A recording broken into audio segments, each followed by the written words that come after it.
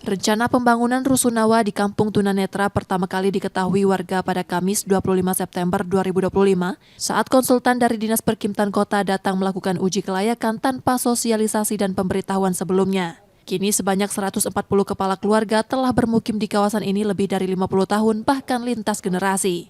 Sebagian besar warga yang tunanetra menggantungkan hidup sebagai tukang pijat di klinik panti pijat tunanetra yang berada di lingkungan tersebut. Sebelumnya tidak ada sama sekali sosialisasi baik pemberitahuan secara lisan maupun secara resmi atau tulisan berupa surat. Jadi tiba-tiba langsung uji kelayakan?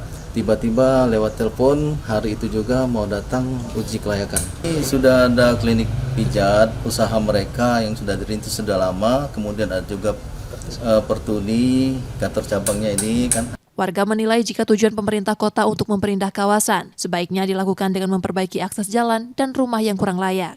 Mereka menolak pembangunan rusunawa mengingat warga tunanetra membutuhkan waktu panjang untuk beradaptasi jika lingkungan mereka berubah.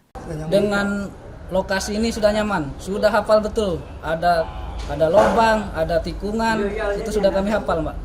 Tapi kalau kita diperbarui, maka kami akan membutuhkan orientasi baru, harus beradaptasi lagi yang baru. 60 orang tunanetra yang bergantung hidup dengan klinik pijat urut tunanetra ini. Sebelum pasar ikan itu kita pasien satu hari itu bisa 50-60. Sedangkan sekarang 20, kadang kemarin pernah 9 pasien hanya. Penolakan ini juga dipicu pengalaman sebelumnya saat pembangunan pasar ikan membuat perekonomian warga merosot karena lokasi panti pijat menjadi terpinggirkan dan lebih kecil.